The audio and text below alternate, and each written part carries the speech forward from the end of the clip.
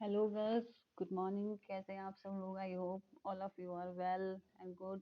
सो girls, आप लोग को पता ही है कि हमारी जो है कोविड फिर से आ गया है और इसीलिए आपकी ऑनलाइन क्लास फिर से स्टार्ट हो गई है। और जैसा ही आप सबको पता है कि हमारा कोर्स तो ऑलमोस्ट कंप्लीट हो ही गया था, बट फिर भी हमें जो है आप लोगों के लिए वीडियो बनानी है जिससे कि आपके एग्ज़ाम जो है आप लोग अच्छे से पास आउट कर सके। कुछ अगर कन्फ्यूज़न है तो वो आपका दूर हो सके। तो बस मैंने इसी को ध्यान में रखते हुए कुछ आपके शॉर्ट क्वेश्चंस जो हैं, वेरी शॉर्ट क्वेश्चंस रेडी किए हैं। तो आइए चलिए उस पर कुछ निगाह या नज़र डाल लेते हैं एक बार। तो आपका जो फर्स्ट यूनिट है वो है आपकी अडल्टहुड, यानी अडल्टहुड क्या होता है उसके बारे में हमें ये बताया गया है। तो फर्स्ट इसमें क्वेश्चन है, ये आ सकता है गर्ल्स आपके एग्जाम में कि प्रौढ़ावस्था क्या है या फिर व्हाट इज अडल्टहुड। सो प्रौढ़ावस्था जो है आपका अंग्रेजी भाषा में अडल्टहुड शब्द का ही हिंदी रूपांतरण है। मतलब अडल्टहुड जो है आपका इंग्लिश का वर्ड है और प्रौढ़ावस्था आपको हिंदी का वर्ड है। तो अडल्टहुड का मतलब ही आपका प्रौढ़ावस्था होता है, जिसकी उत्पत्ति आपकी कहाँ से हुई है? लैटिन भाषा के अडल्ट्स शब्द से हुई है। इसका तात्पर्य पूर्ण रूप से विकसित होना या परिपक्व होने से पूर्णता है। मतलब इसका जो तात्पर्य है अडल्टहुड का मतलब है वो पूर्ण रूप से विकसित, क्योंकि इस टाइम पर जो है जिम्मेदारियां लेने का पीरियड हो जाता है, एक जिम्मेदारी लेने का टाइम हो जाता है।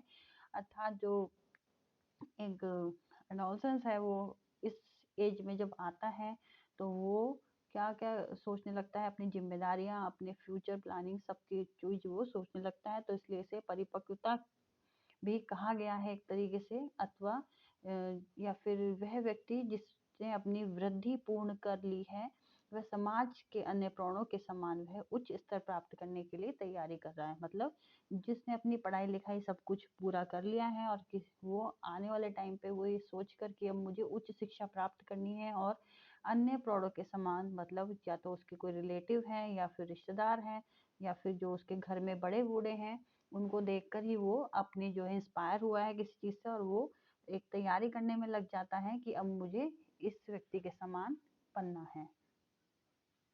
नेक्स्ट है आपका प्रौढ़ावस्था की विशेषता यानी कैरेक्टरिस्टिक्स ऑफ अडल्टहुड। तो इसमें फर्स्ट पॉइंट है आपका प्रौढ़ावस्था सुव्यवस्थित अवस्था के रूप में। मतलब जो प्रौढ़ावस्था है इसमें जो अपनी जो उसकी स्टेज है वो उनको जो है सुव्यवस्थित, मतलब एक अरेंज करके चलता है, ध्यान में रखता है अपनी जो स्टेज है उसकी, उसको आगे क्या क्या करना है क्या नहीं करना है। सेकंड पॉइंट है आपका प्रौढ़ावस्था उपलब्धि की आयु है। मीन्स इस एज में जो बच्चा है या एडोलसेंस है वो उपलब्धियां हासिल कर लेता है। उसे मतलब वो या तो पढ़ाई से रिलेटेड है या फिर कोई उसकी बिजनेस से रिलेटेड है, इन सब में वो क्या कर लेता है, अपनी उपलब्धियां हासिल कर लेता है। फिर थर्ड है आपका प्रौढ़ावस्था संतानोत्पत्ति की अवस्था है। मतलब इसमें आफ्टर मैरिज जो है ये अवस्था में जो एक प्रौढ़ावस्था है वो अपने आगे की जो फैमिली प्लानिंग करना शुरू कर देता है, या फिर उसको ध्यान में रख के वो आगे की स्टेज को अपने ध्यान रखता है कि आगे चल के हमें ये फैमिली प्लानिंग करनी है, या फिर उसकी शादी हो जाती है और अपने जो है बच्चों के संतान के बारे में वो सोचता है। फोर्थ पॉइंट है प्रौढ़ावस्था संवेगात्मक तनाव की अवस्था है। अब ऊपर तो आपने बताया था कि जो भाई इस अवस्था में जो है मतलब अपने जो मोटिव है उसको ध्यान में रखता है या उपलब्धि हासिल कर लेता है या फिर संतान की जो है अवस्था है उसको सोचता है। अब फोर्थ है आपका इसमें प्रौढ़ावस्था संवेगात्मक की अवस्था है। मतलब इसमें जो है संवेग, अलग अलग तरीके के संवेग रहते हैं। फॉर एग्जाम्पल वो तनाव भी हो सकता है उसे किसी भी वजह से, या फिर ये कह सकते हैं कि जो उसे मुकाम हासिल करना था वो नहीं मिल पाया उसे, चाहे वो उसके निजी लाइफ में हो या फिर किसी बिजनेस में हो या फिर उसे अपनी नौकरी में हो। तो इस कारणवश भी जो है इस एज में तनाव या फिर संवेग जो नहीं, आपकी इमोशनलिटी जो है एक डिप्रेशन की अवस्था भी कही जा सकती है। प्रौढ़ावस्था सामाजिक अलगाव की अवस्था है। अब इस अवस्था में क्या है, सामाजिक से मतलब इस अवस्था में जो है एक अडल्ट जो है सामाजिक मतलब अपने ज़्यादा रिश्तेदारों के साथ अगर उसका उठना बैठना था तो वो कम हो जाता है, दोस्तों के साथ जो है उसका उठना बैठना कम हो जाता है, उनसे अलगाव हो जाता है, क्योंकि सभी जो है अपनी अपनी जो लाइफ में जो है बिजी होना स्टार्ट कर देते हैं। किसी की शादी हो जाती है, कोई नौकरी पे चला जाता है, तो ये आपकी एक सामाजिक अलगाव की अवस्था है। 6 पॉइंट है इसमें आपका प्रौढ़ावस्था समस्या बाहुल्य की अवस्था है।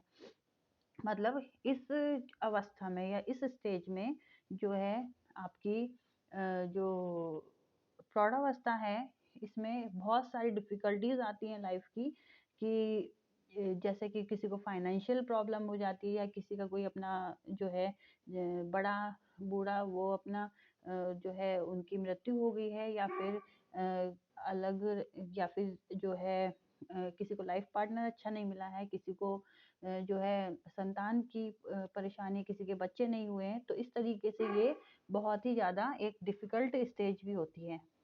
नेक्स्ट है आपका list down the development task of young adulthood. मतलब जो आरंभिक प्रौढ़ावस्था में जो भी प्रमुख विकास के कार्य होते हैं वो कौन कौन से हैं। तो फर्स्ट इसमें आपका है आपका जीवन साथी का चुनाव। तो इसमें जो जीवन साथी का चुनाव करना ये एक प्रमुख कार्य होता है। सेकंड होता है आपका जीवन साथी के साथ रहना सीखना।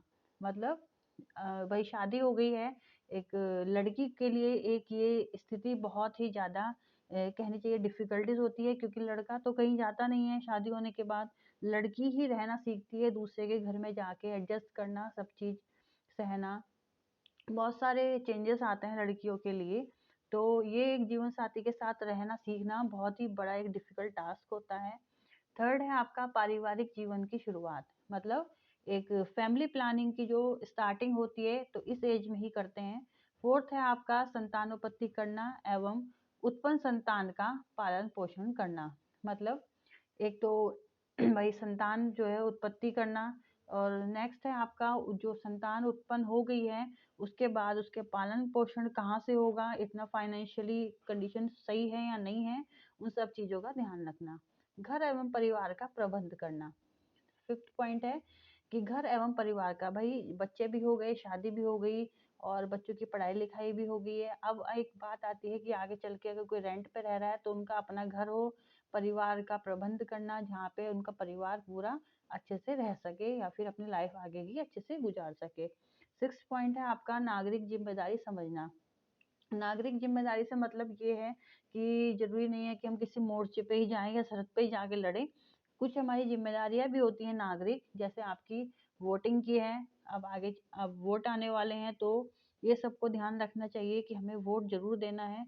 ये नहीं ये कि अगर यही बात सब जो है सोचने लगे कि हमें वोट नहीं देना है, या फिर ये है या ऐसे है या हमें उससे नहीं देना है, तो फिर ऐसे तो कोई वोट देने जाएगा ही नहीं। तो सबको अपनी अपनी जिम्मेदारी समझनी चाहिए। और नागरिकता की बात ये है कि नागरिकता से मतलब ये नहीं है कि हम कहीं जा करके युद्ध ही लड़ें या फिर सरहद पे जाके लड़ें। छोटी छोटी चीजें जैसे आसपास की सफाई, गंदगी ना हो, दूसरों को भी समझाएं। और जैसे अभी कोविड है तो हमें जरूरी नहीं है कि आगे सरकारी टोकेगी कि मास्क लगाओ या फिर जो है इधर उधर ना घूमो ज्यादा। तो ये जिम्मेदारी आपकी नागरिकता होती है कि खुद भी समझना चाहिए और दूसरों को भी समझाना चाहिए। व्यवसाय का चयन कर उसे स्थापित करना। अब एक स्टेज आती है कि किसी ने नौकरी करके छोड़ दी है या फिर कोई नया स्टार्ट कर रहा है बिजनेस, तो अपने लिए एक सही बिजनेस को चुनना और उसे अच्छे से स्टेबल करना भी इस जो है एक डेवलपमेंटल टास्क होता है यंग अडल्टहुड के लिए। और 8 पॉइंट है अपने अनुकूल सामाजिक समूह ढूंढना। मीन्स जो अपने अनुसार जो समाज, इन द सेंस कि अगर कोई मिडिल इनकम ग्रुप का इंसान है तो वो अपने अनुसार ही मतलब मिडिल इनकम ग्रुप का ही समूह ढूंढेगा, ना कि वो हाई इनकम ग्रुप का समय, जहाँ वो अपनी बात आराम से उन लोगों से कह सके, समझ सके, और वो लोग भी उसको, तो इस तरीके का अपना समूह ढूंढना। नाइन्थ है आपका समाज एवं परिवार द्वारा बनाए रीति रिवाजों का अनुसरण एवं पालन करना। मतलब जहाँ हम समाज में रह रहे हैं, जैसे आपके फॉर एग्जाम्पल अलग अलग कास्ट हैं, अलग अलग कल्चर हैं, रह तो हम एक ही देश में रहे हैं, लेकिन वहाँ पे क्या है अलग अलग रीति रिवाज हैं हर एक धर्म के और हर एक जाति के, तो उनका पालन करना और उनको ध्यान में भी रखना। 10th है आपके माता पिता के प्रति अपने दायित्वों का कर्तव्यों का पालन करना। अब बात आती है सबसे बड़ी यही कि माता पिता के कैसे सेवा की जाए और कर्तव्यों का कैसे पालन करा जाए, तो इन चीज़ों का भी ध्यान में रखना चाहिए। नेक्स्ट है आपका वैवाहिक असमायोजन के कारण क्या क्या होते हैं, मतलब जहाँ पे कॉजेज ऑफ मैरिटल फेलियर, जहाँ पे आपकी शादी टूट जाती है या शादी किसी कारणवश नहीं चल पाती है। तो फर्स्ट पॉइंट है इसमें आपका कम आयु में विवाह करना, जिसमें व्यक्तित्व वैवाहिक जीवन के आवश्यक समायोजनों के लिए मानसिक रूप से पूर्ण रूपेण अपरिपक्व होता है। मतलब अगर हम कभी भी, आपने देखा होगा जिन लोगों की कम उम्र में शादी हो जाती है, तो वहाँ पे जो है एडजस्टमेंट करने के लिए बहुत ही ज़्यादा परेशानी आती है। उसमें आपका मानसिक रूप से जो है पूर्ण या रूपेण अपरिपक्व होता है इंसान। तो इसलिए जो है वैवाहिक जो जीवन है उसमें खटास आ जाती है, और ये भी एक शादी टूटने का कारण होता है। इसलिए शादी जो है कम से कम नहीं तो एक मैच्योरिटी लेवल आ जाए तब करनी चाहिए। विवाह पूर्ण प्रेम का आधुनिक फैशन या पश्चिमीकरण की नकल करना। आजकल जो है शादी से पहले ही आजकल लव मैरिज का जो है फैशन चल गया है, या फिर पश्चिमीकरण जो है हमारे अदर कंट्री जो है उनकी नकल जो है चल रही है। तो इससे क्या होता है, क्योंकि प्रेम विवाह में सब कुछ बात करते हैं आपस में, पहले ही एक दूसरे की पता होता है, सबके घर के बारे में पता होता है। तो अगर कोई भी लड़ाई हो जाती है तो इन चीज़ों का इफेक्ट ज़्यादा पड़ता है रिलेशन पे। थर्ड पॉइंट है अलग अलग संस्कृतियों के बीच वैवाहिक संबंधों का होना। मतलब अलग अलग संस्कृति, कोई अगर आपका साउथ का है और कोई यूपी का है, अगर उन वहाँ के कल्चर के और यहाँ का कल्चर मिला दिया जाए तो दोनों अलग अलग हैं। तो इस वजह से जो है वहाँ का इंसान यहाँ एडजस्ट नहीं कर सकता और यहाँ का इंसान वहाँ एडजस्ट नहीं कर सकता है। मातृत्व एवं पितृत्व से उपयुक्त समायोजन का अभाव। मतलब कभी कभी ऐसा होता है माता पिता से जो है माता पिता को बच्चे देखते हैं घर में, उनकी लड़ाई झगड़ों को देखते हैं, या फिर वो देखते हैं कि माता पिता जो है उनकी आपस में नहीं बन रही है। तो इन चीज़ों, या फिर माता पिताओं का तलाक हो गया है, माता पिता अकेले अलग अलग रहते हैं, तो इन चीज़ों का भी जो है एक शादी टूटने का कारण बहुत ही मतलब शादी टूटने का ये भी एक कारण होता है। उच्च सामाजिक आर्थिक स्तर की प्राप्ति के लिए परिवार की उपेक्षा करना। मीन्स कभी कभी लोग ऐसे होते हैं, या मोस्टली लेडीज ऐसे होती हैं कि अगर उनके घर में इतनी अच्छी इनकम नहीं है तो वो दूसरों को देख के अपने हस्बैंड के साथ लड़ती हैं कि वो तो उसके घर में तो ये चीज़ है या मेरे घर में ये चीज़ नहीं है, तुम भी ला के दो, या इस तरीके की उपेक्षाएं करते हैं। तब भी क्या होता है, ये सारी चीज़ें आपकी कॉजेज ऑफ मैरिटल फेलियर के रीजंस होते हैं। अब है आपका मध्यावस्था में शारीरिक परिवर्तन, मतलब physical changes in middle adult. मध्यावस्था में क्या क्या होते हैं, आपके चेंजेस आ जाते हैं, बालों और स्किन में चेंजेस हो जाते हैं। 40 वर्ष के बाद जो है माथे पे जो रुए जैसे होते हैं वो गायब होने स्टार्ट हो जाते हैं। आंखें उतनी चमकदार नहीं रहती हैं जितनी कम आयु में थी, और दांत आपके जो है पीले पड़ने लगते हैं। हड्डियां धीरे धीरे जो है भंगर होने लग जाती हैं, मीन्स खोखरी होने लग जाती हैं, जिससे वो अधिक आसानी से, अगर हम गिर भी जाते हैं या फिर स्लिप हो गए कभी वो लोग, तो क्या होता है उनकी जो हड्डियां होती हैं वो जल्दी टूटने लग जाती हैं।